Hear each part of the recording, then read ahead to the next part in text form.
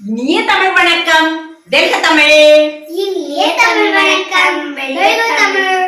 கிரோஷினி, சாய்கன்யா, நல்லா இருக்கீங்களா? நல்லா இருக்கோம் டீச்சர்.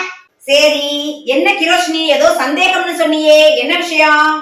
டீச்சர், கரம், சிரம், புறம் அப்படின்னா என்னது டீச்சர்? கரம், சிரம், புறம் அப்படின்னா என்னன்னு உனக்கு சந்தேகம், அப்படிதானே? ஆமா டீச்சர். இப்ப பொங்கல் லீவு. பொங்கல் லீவுல எங்க போவீங்க? எங்க சொந்த ஊருக்கு போவோம் டீச்சர். நீ எங்க சொந்த ஊருக்கு போவோம் டீச்சர். உங்க சொந்த ஊருக்கு நீ எப்படி பயணம் செஞ்சு போவ?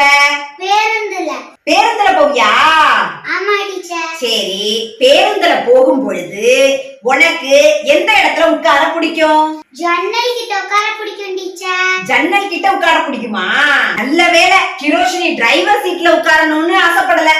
டீச்சர் சரி டீச்சர், எனக்கு கூட ஜன்னல் சீட் தான் டீச்சர் பிடிக்கும். ஆமா, எல்லாருமே பேருந்துல ஜன்னல் ஓரத்துல உட்கார்ந்தா நல்லா வேடிக்கை பார்த்துக்கிட்டே போகலாம் அப்படின்னு சொல்லிட்டு ஜன்னல் ஓரத்துல உட்கார்ந்து பயணம் செய்ய ஆசைப்படுவாங்க.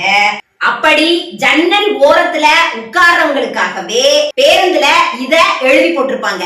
என்னன்னு? கரம், சிரம், புறம் நீட்டாதீர் அப்படின்னு. பேருந்துல பார்த்தது இல்லையா? பார்த்ததில்ல டீச்சர். நீ பார்த்தது இல்லையா? பார்த்ததில்ல டீச்சர். கரம், சிரம், புறம் நீட்டாதீர் அப்படின்னா கரம் வலக்கரம், இடக்கரம். கரம்னா கை. கரம்னா என்னது? கை.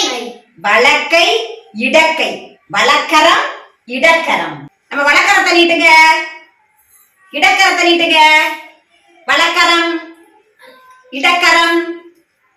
சரி, அப்ப வலக்கரம், இடக்கரம். கரம்னா கை, கரம், சிரம்.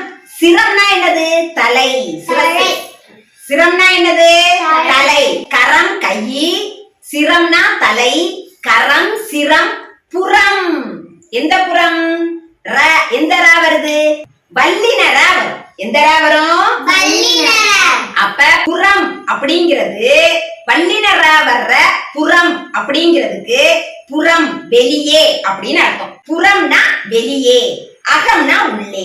அகம்னா உள்ளே, புறம்னா வெளியே. புறம் வெளியே, புறம் வெளியே. அகம் உள்ளே. அகம் உள்ளே. புறம் வெளியே, புறம் வெளியே. அகம் உள்ளே. அகம் உள்ளே. இப்ப விளையாடலாமா? புறம், புறம், அகம். அகம், அகம், அகம். அகம், தப்பு. அகம். அகம். அகம்னா என்னது? உள்ளே, நம்ம உடம்புக்குள்ள. உள்ளே. அகம்னா உடம்புக்கு உள்ள. புறந்தூய்மை நீரானமையும் அகந்தூய்மை வாய்மையால் காணப்படும் அப்படின்னு திருவள்ளுவர் சொல்லியிருக்காரு. புறந்தூய்மைனா வெளி தூய்மை, அகந்தூய்மைனா மன தூய்மை.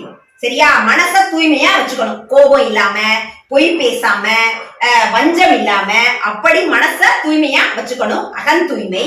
புறந்தூய்மை வெளிப்புறத்தை நாம தூய்மையா வச்சுக்கணும். சரியா? அப்ப புறம்னா வெளியே, அகம்னா உள்ளே.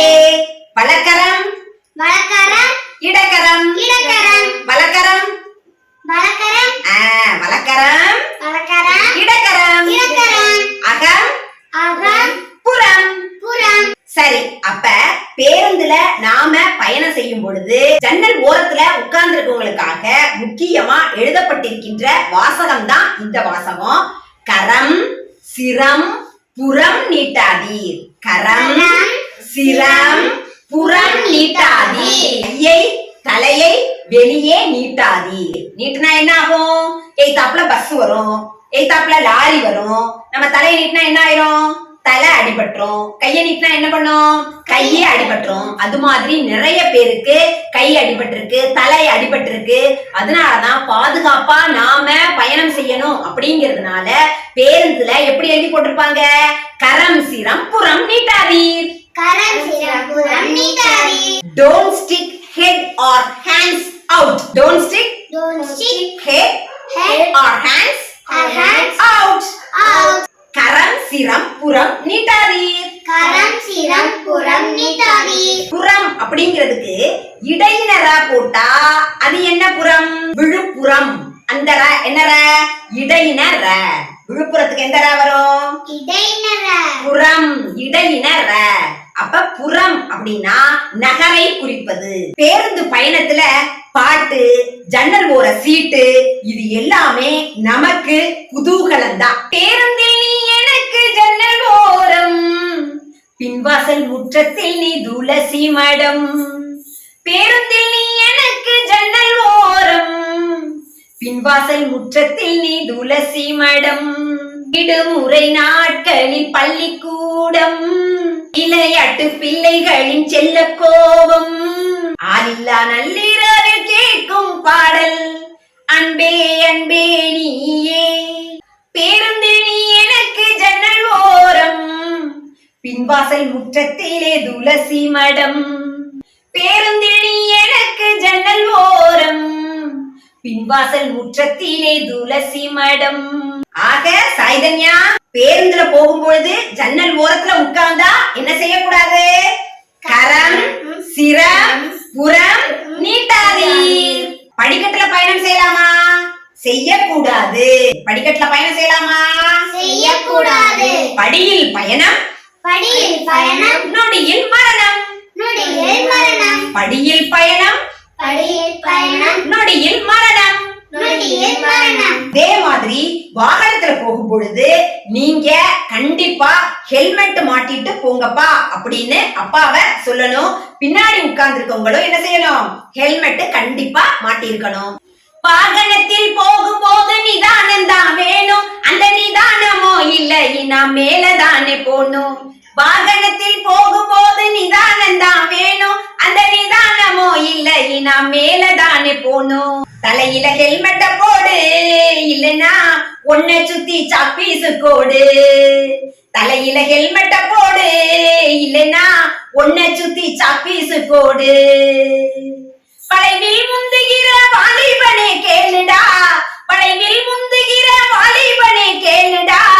நேரம் சரியில்லைனா ரோஜா பூவு மாலடா, நேரம் சரியில்லைனா ரோஜா பூவு மாலடா. லைசன்ஸ் இல்லாமே வண்டிய ஓட்டாத, சார்ஜெட் பிசி கிட்ட தேவையில்லாம மாட்டாத. லைசன்ஸ் இல்லாம வண்டிய ஓட்டாத, சார்ஜெட் பிசி கிட்ட தேவையில்லாம மாட்டாத. ஆர்சி புக்க கேட்டா எல்லெல்லார காட்டாத, ஆர்சி புக்க கேட்டா எல்லெல்லார காட்டாத. நடுரோட்டில் நின்னுக்கிட்டு ஐயோ எம்மானு கத்தாத, நடுரோட்டில் நின்னுக்கிட்டு ஐயோ எம்மானு கத்தாத. லைசன்ஸ் இல்லாம வண்டிய ஓட்டாத, சார்ஜெட் பிசி கிட்ட தேவையில்லாம மாட்டாத. லைசன்ஸ் இல்லாம வண்டிய ஓட்டாத, சார்ஜெட் பிசி கிட்ட தேவையில்லாம மாட்டாத. அப்பா வெளியில போகும் பொழுது டாடா காமிச்சு வெளியில அனுப்புவீங்களா? ஆமா டீச்சர். அப்படி டாடா காமிச்சு அனுப்புறதுக்கு முன்னாடி அப்பாட்ட தலையில ஹெல்மெட்ட போடுங்கப்பா அப்படின்னு சொல்லி ஹெல்மெட்டை எடுத்து அப்பா தலையில மாட்டி விட்டு நீங்க டாடா காமிக்கணும். சரியா? சரி டீச்சர். ஹெல்மெட் போடாம அப்பாவை வீட்டை விட்டு வெளியில விடுவீங்களா?